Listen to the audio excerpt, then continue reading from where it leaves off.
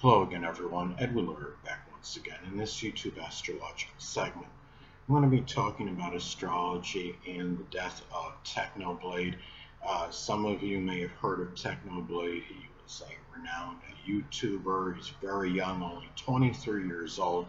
He had passed away recently. Sadly, he succumbed to some kind of cancer. It was like sarcoma, it's like a bone-related cancer, and it's terrible. Somebody's got to pass away at such a young age. It makes me, and I'm sure many other people, very fortunate to be alive and well. I just turned 52, and I'm still, obviously around. I feel very blessed to be, among the living. And I want to say my prayers and condolences go out to the family and close friends of Technoblade. I'm going to talk about some things, in his natal chart and transits tied into his life, and sadly that have been, I would say, tied into his passing. Now, I had improvised once again because I don't have a time of birth for Technoblade. I had to do a solar/sunrise chart in which I put the sun at the same spot as the ascendant. He was born on June 1st, 1999, sun in Gemini, moon in Capricorn, and it really, to me, it's like he epitomizes, that combination of the sun in Gemini, moon in Capricorn. Because if you think about it, the sun is about our creativity, it's our self-expression, it's how we're shining. And in the videos in which he did, they were, like animated. The way they appear in Gemini can be connected with animation. And you have, the moon in Capricorn is about, Capricorn is about structure and blocks, and in the videos it did involve blocks. What he did was in the videos, this allowed users, whoever went on there, gamers, these people, create their own virtual world basically, and do so by using these blocks. And it's interesting because Capricorn is associated with like construction and structure, and you have and they could create their own storyline. Gemini is about writing, I would say, stories. Very interesting how this all played together, I believe, with him. As far as an ascendant for him, I do believe that, I don't believe this really like strongly, or I'm that adamant about it, but I do. I think he may have had an Aquarius ascendant, and because of just this just such innovative ability to do what he did, and being so, even not just maybe ahead of his time, he's ahead of where he should have been based on his age. Gemini's sun, by itself can be very precocious, of course, but the fact that he was so successful on this online, basically in this gaming online, in the virtual world, and on social media. See, if he had an Aquarius ascendant, it would likely put Uranus at least close to that first house cusp, whether it would conjunct from the 12th house, or even just put it in the first house. And Uranus is about innovation as well. And the fact too, the thing about that too is, sadly, if he had an Aquarius ascendant, transit Saturn may have been on the ascendant, or at least in the first house, and Saturn is connected, associated with the bones. And you have, Aquarius is very, unpredictable, and it's things of an unusual nature.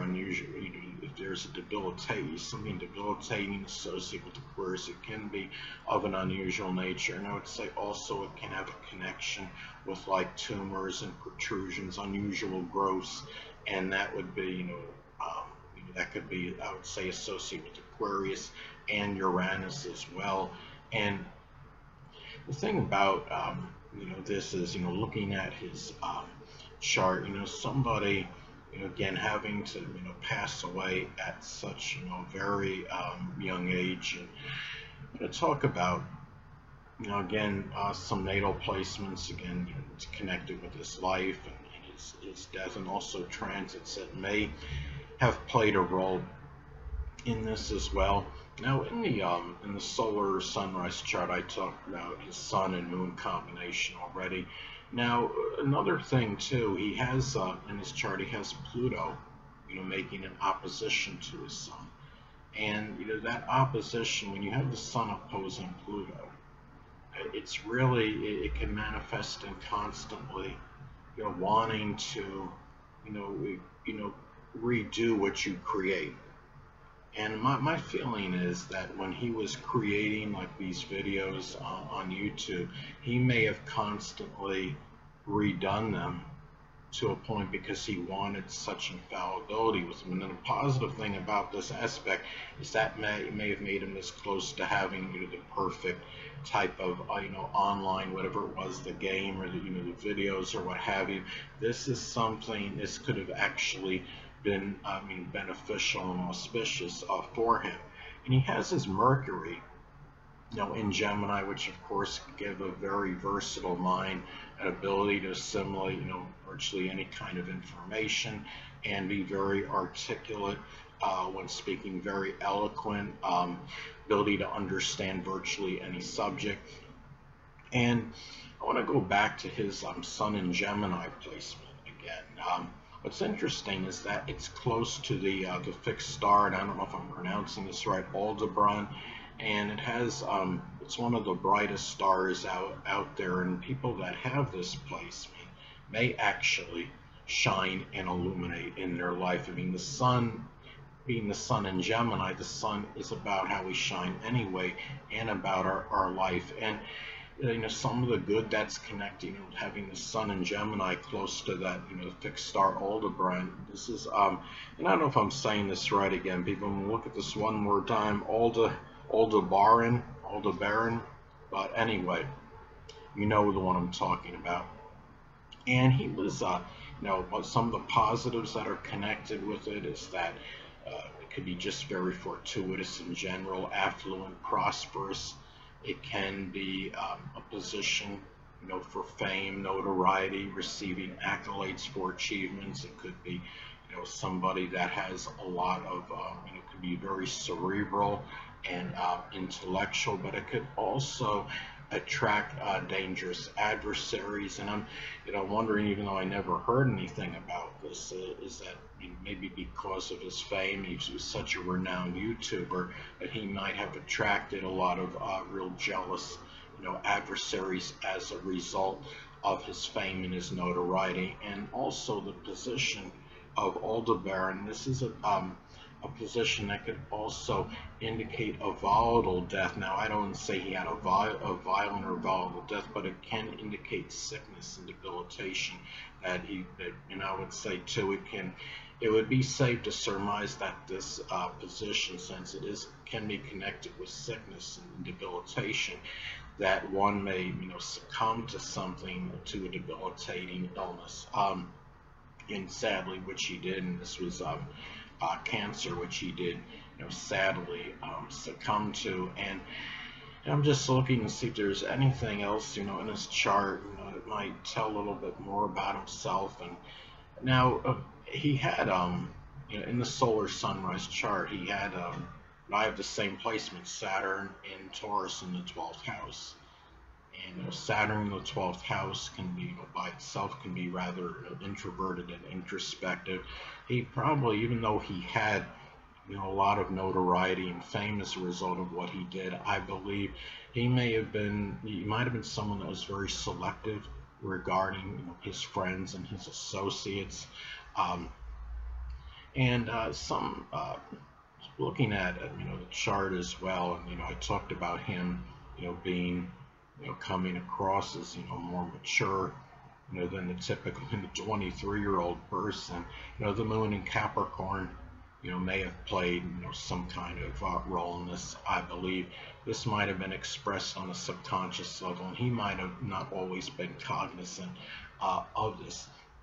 Now, when he passed away, the transit Pluto, now by orb, was not conjunct his natal Neptune, but it still was around 7 degrees away or so. And when I've talked about this before, that just because you can have a transit That's not exact. That's not in conjunction through the allowed orb. I don't think we can definitively say that it doesn't experience a vibration. And Pluto is associated with death, and Neptune is connected with diseases. Um, and I wonder if this might have had something to do, with him passing, from this disease. Hold on a moment, people.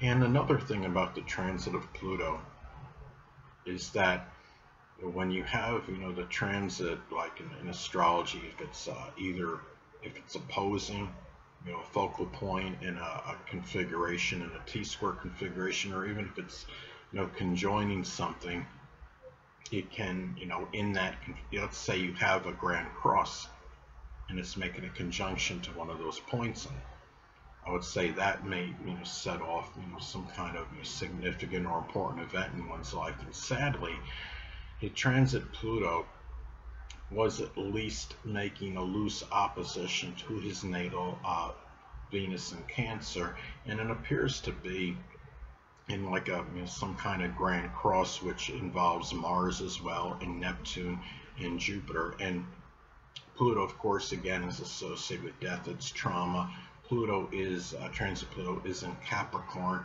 and Capricorn can be connected with the bones. And he also has Chiron based on the solar sunrise time. It's in Scorpio, and it's at 29 degrees, a critical degree, and it falls in his 6th house of health. And Chiron, of course, can be associated with emotional wounds, but also physical as well. Scorpio is associated with death. It makes at least a loose conjunction to his natal Pluto, which could have been, give it more trauma. And Pluto is connected with death as well.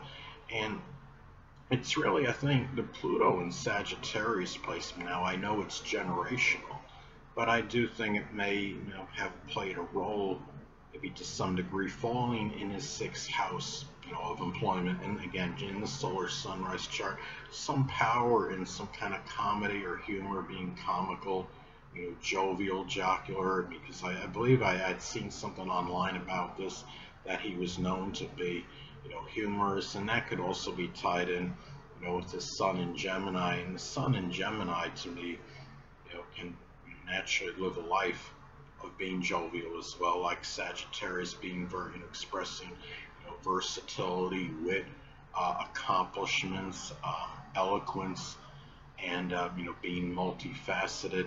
And it's interesting that he was did not want his real name revealed or unveiled. I believe he did reveal his first name. You may want to confer this on the internet, but his first name, I believe, was Alex. And but I don't think he ever unveiled his last name. And it's interesting because Sun in Gemini can have that identity crisis, and it's like he was played two different people. Whoever he was, he had his own life as Alex, outside the virtual online world, and then he becomes Technoblade in this virtual world. And it's just very sad to have somebody of his, especially so young, of stature, and his whole life had him to succumb to some kind of debilitating illness and succumb to cancer. And not to be redundant with this, but my prayers and condolences do go out to Technoblade's family and close friends. I don't know if any of them are even going to see this video, but I do hope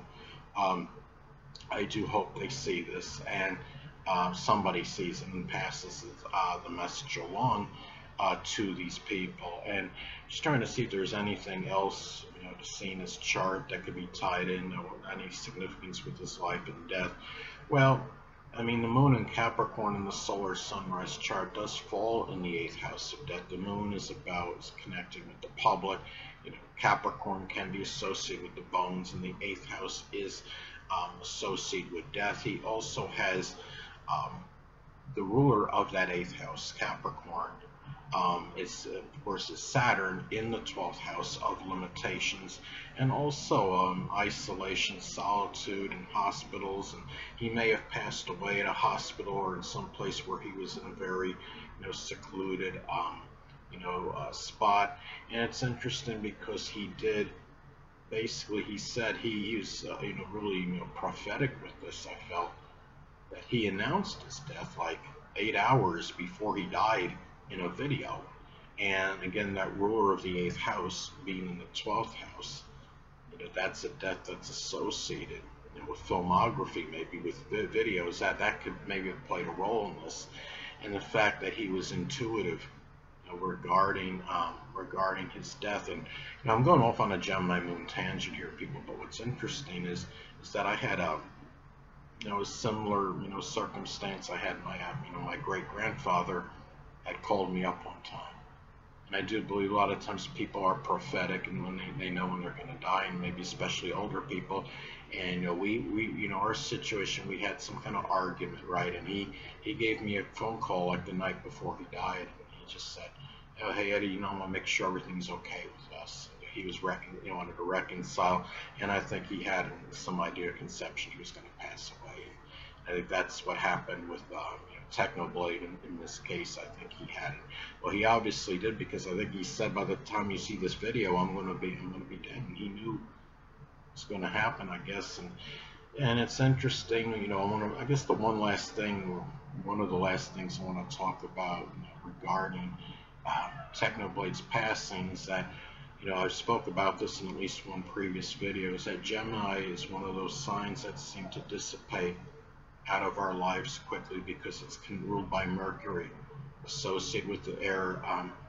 Renowned actor Patrick Swayze had a Virgo ascendant, and he passed away at like age 58 or something with some pancreatic cancer. So, and only other thing, sadly, I noticed when I looked at his chart, transit Mars was at least making a loose conjunction to his natal Jupiter, and Jupiter can be associated, I believe, can have a connection with Cancer, and Mars can be about pain, physical, injury. It's something where maybe any pain he had might have been exacerbated, sadly, as a result. And being in Aries, it might have been sharp kind of pain, and I feel terrible as that happened to him. I didn't really know much about him prior to this. I think I've heard the name vaguely, but he was obviously somebody that was very popular, and really a lot of people had a lot of nice things, nice things to say about him. I don't think it was anybody that was seen as a bad person or a bad disposition. He seemed like he was somebody that had rather sunny disposition, that was able to brighten people's lives and make it more amusing and entertaining for many people. Anyway, people, that'll conclude this YouTube astrological segment. Until next time, Edwin Learnard saying stay well.